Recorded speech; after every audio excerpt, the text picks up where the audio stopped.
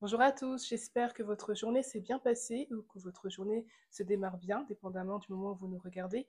Aujourd'hui, nous sommes unis pour un nouvel épisode des Cieux ouverts, le livre qui a été écrit par notre surintendant général, le pasteur I.E. Adeboye, en tant que dévotion matinale.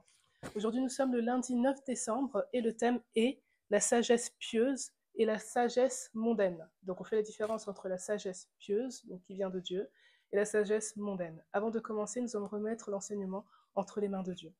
Seigneur Dieu, nous te remercions pour cette nouvelle occasion que nous avons de nous réunir aujourd'hui pour apprendre de toi, Seigneur Dieu, et pour t'entendre. Nous prions pour que tu ouvres nos oreilles physiques et spirituelles afin que nous puissions t'entendre, Seigneur, et que tu ouvres notre sagesse et notre compréhension afin que nous puissions l'appréhender de la bonne manière.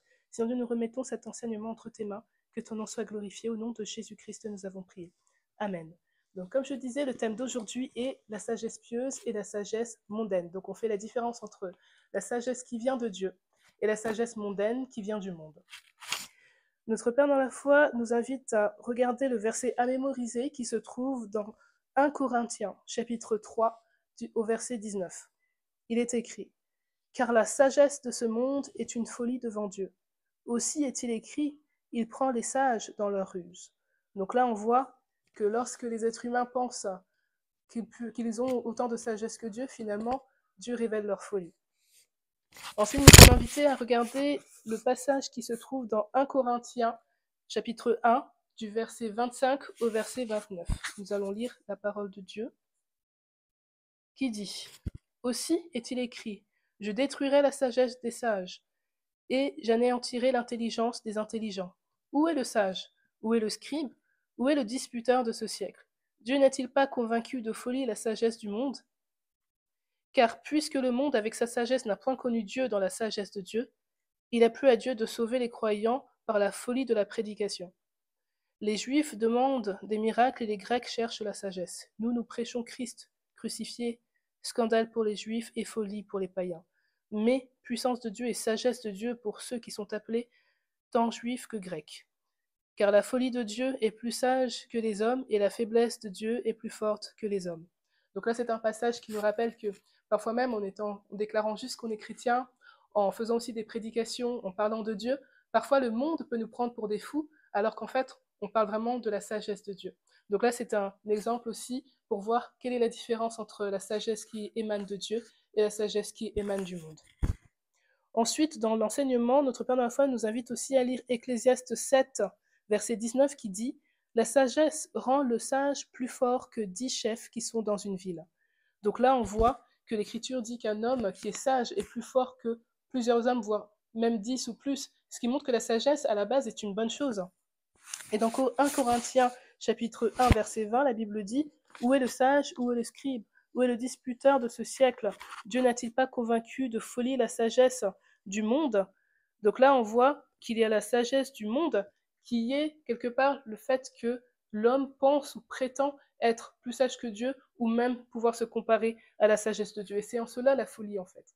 Parce que si on sait que Dieu est l'alpha et l'oméga, que Dieu est omniscient, omnipotent et omniprésent, alors que l'homme n'a même pas un quantième de cette capacité, le fait de pouvoir en tant qu'homme se dire ou se comparer à Dieu, c'est déjà un signe de folie dans la sagesse mondaine. Notre Père dans la foi continue en disant « D'après l'écriture ci-dessous, nous savons qu'il y a quelque chose qui s'appelle la sagesse de ce monde et que Dieu peut transformer cette sagesse en folie. Cependant, la question est, c'est quoi la sagesse du monde ?» Donc la sagesse de ce monde est définie dans ce livre comme une sagesse qui n'émane pas de Dieu, qui ne vient pas de Dieu.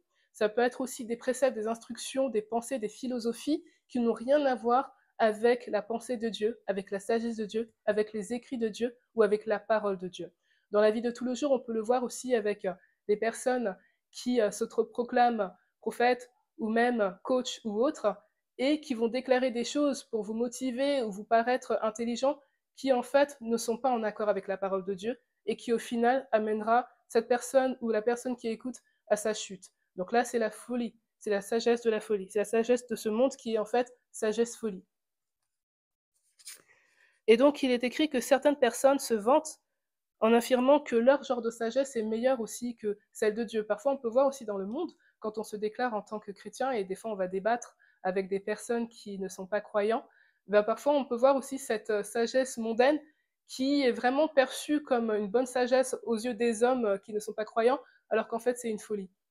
Par exemple, ils vont dire des choses qui sont contraires à la Bible, et même pouvoir penser aussi à la suite du monde, ou dire aussi que le monde a été fait d'une certaine manière, alors qu'en fait, ça ne répond pas à ce que Dieu nous a déclaré, et ça les amène dans une croyance qui est totalement à côté de la plaque. Donc là, voilà la sagesse de ce monde qui est comparable à la folie.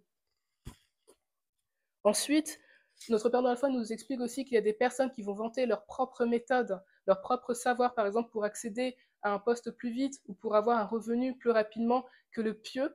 Et bien cela aussi, c'est une sagesse mondaine qui peut s'apparenter à de la folie, parce que vers la fin, au bout du compte, on verra que leur méthode, en fait, est soit de l'arnaque, soit à la fin amènera la personne encore à sa perte. Donc là, c'est vraiment un appel qu'on a aujourd'hui à faire la distinction entre la sagesse de Dieu et la sagesse mondaine. C'est-à-dire qu'on fait la différence entre les instructions de Dieu et les instructions aussi erronées. C'est-à-dire qu'on doit faire attention à ce qu'on écoute, à vraiment sonder les Écritures pour voir si ce qu'on nous dit est vraiment de Dieu ou pas. Donc ensuite, il nous est dit qu'on ne doit pas se laisser être ému par les méthodes et les recommandations des hommes, même si elles peuvent paraître très logiques. Parfois même, on essaie d'être encore plus logique que Dieu, alors que Dieu a sa propre logique. On ne peut pas comparer la logique mondaine à la logique de Dieu. Par exemple, une personne aussi qui va prier, qui va se dire « Non, mais je pense que Dieu fonctionne si ça », c'est une manière aussi de limiter Dieu. Alors qu'en fait, en tant que chrétien, en tant que croyant, on doit s'appuyer sur la sagesse de Dieu, demander la sagesse de Dieu. Et comment est-ce qu'on demande la sagesse de Dieu? C'est écrit dans le passage de Jacques 1 au verset 5, où il est écrit « Si quelqu'un d'entre vous manque de sagesse, qu'il la demande à Dieu, qui donne à tous simplement et sans reproche, et elle vous sera donnée. » Donc ça, c'est une manière de demander la sagesse à Dieu. Cette sagesse, en fait, qui vous mènera toujours sur le bon chemin et qui vous éclairera, et sera sûr que cette sagesse ne vous amènera pas à votre perte, comme la sagesse mondaine peut faire aux personnes de ce monde qui se fient à ce type de sagesse. Donc pour conclure, il est écrit « Lorsque vous commencez à utiliser la sagesse de Dieu, vous pouvez sembler stupide au début aux yeux des gens qui utilisent la sagesse du monde. Mais je vous dis par expérience que tôt ou tard, vous aurez d'excellents résultats. Mieux encore, vos résultats dureront et vous continuerez à exceller longtemps après que les soi-disant résultats des gens qui comptaient sur la sagesse du monde auront été oubliés. » Donc pour conclure, le point de prière que nous avons, c'est « Père, donne-moi ta sagesse pour que je puisse vivre une vie épanouie et aussi avoir un épanouissement durable. » Donc nous allons prier pour clôturer cette session et remercier le Seigneur. Seigneur Dieu, nous te remercions pour ce nouvel enseignement que nous avons partagé. Nous avons compris que nous devons faire la distinction entre la sagesse de ce monde et ta propre sagesse. Nous avons compris aussi que nous devons faire la différence entre les différents enseignements et les différentes sources d'enseignement. Seigneur, nous prions pour que tu nous donnes la sagesse pour que nous puissions faire la distinction de manière efficace, et nous prions pour que tu nous donnes ta sagesse afin que nous puissions nous épanouir dans nos vies et faire le bon choix. Que ton nom soit glorifié. Éclaire aussi, Seigneur Dieu, je t'en prie, les personnes qui pensent qu'elles sont dans le vrai en étant dans la sagesse mondaine. Nous prions, Seigneur Dieu, pour que tu nous aides tous, que ton nom soit glorifié. Au nom de Jésus-Christ, nous avons prié. Sur ce, je vous souhaite une bonne journée ou une bonne soirée.